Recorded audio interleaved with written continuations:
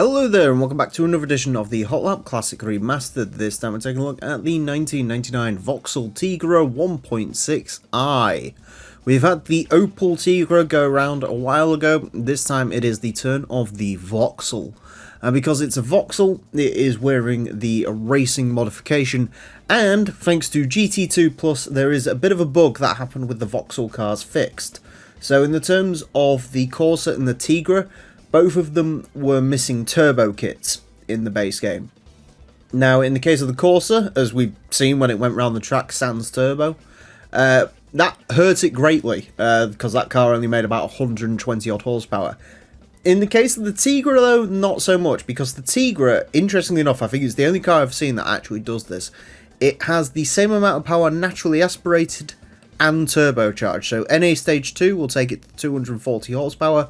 The turbocharger takes it to 240 horsepower. So I guess this is going to be the battle of which power delivery is best. And obviously it's wearing the race mod.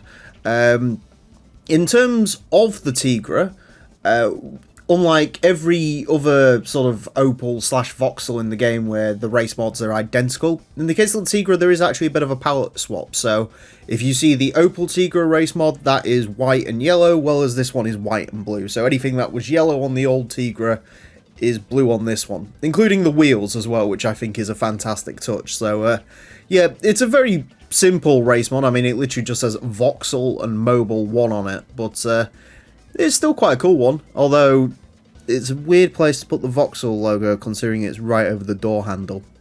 Anyway, it's front engine, front wheel drive, 240 horsepower, 920 kilograms. It certainly isn't the ice race car, that is to be said. Anyways, the Tigra will get 6 laps of the Motorsports Land track in order to set the best time it possibly can. Current leader is the Audi TT LM edition, that car sets time on 26.690. The Vauxhall Tigra, God this is difficult, is unlikely to beat that. In terms of where this is aiming for, a 30.860, which actually was surprisingly quick from the naturally aspirated sans race mod Tigra. That's where it's aiming. So I would suggest on that there's probably, on a car of this power, probably closer to about 100th of a second in the 10th of a second, sorry, in the race mod, and then the turbo could help it, could not. I mean, I'm not really too sure. I do remember the naturally aspirated Tigra was a bit of a dog to drive around here, and it does appear even its turbocharged cousin is also quite slidey. The way I describe this car is it drives like it's got far more power than it actually has. We see unruly front-wheel drive cars a fair bit around this track, and the ones that usually are, they're quite justified, you know, stuff like the Volkswagen Golfs and the Ford Kuga, the Dodge Intrepid, some of the really powerful Integras. You know, they don't really, well, especially in the case of the Integra, it doesn't weigh all that much, and it just sort of seems when you press the loud pedal, you're going to get oversteer, and it's sort of going to drag itself into corners.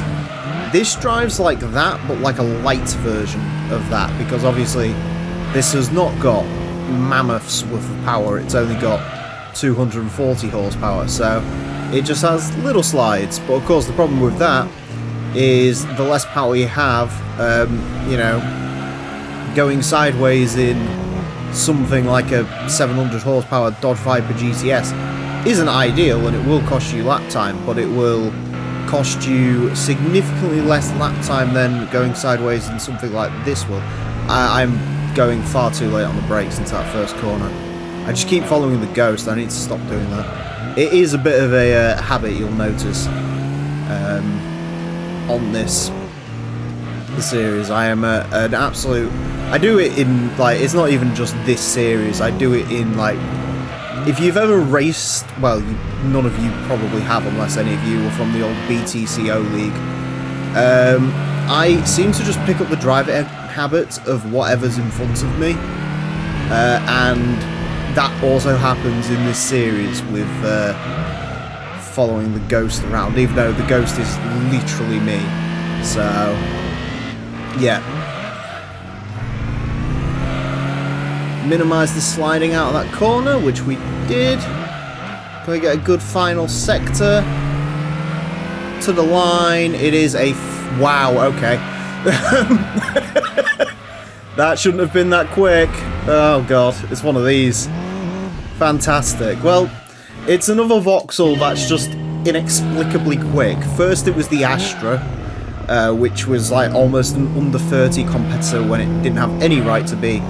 And now the Tigra is setting 30.3s when it realistically probably should have set like a 30.5. But there you go, them's the ropes. Apparently, according to the splits, it could have been even quicker. It did have a really good run out of that sort of little chicane bit towards the start of the lap. Yeah, it is interesting. Second lap, was that the quickest one for a while? Yeah, that was the Ghost for a while, so going...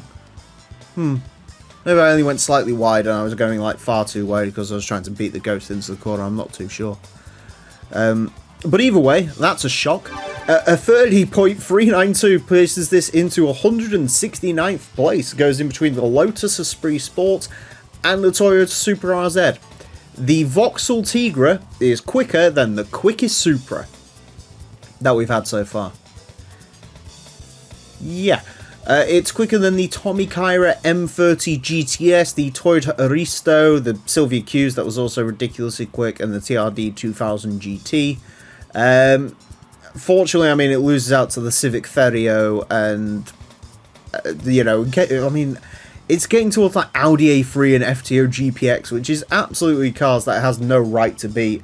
It is slower than the Fiat Punto, which does have less power than this, though, which is an interesting little thing to note, but, yeah, I don't know what we're going to do with all these Vauxhalls. I mean, by this logic, the Tigra Ice race car is going to be like a second quicker than it was before and challenge for the top spot for no good reason.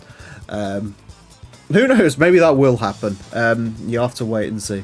But anyways, that's it for this episode. Thank you all very much for watching. Join me next time when I'll be driving something completely different. Until then, farewell.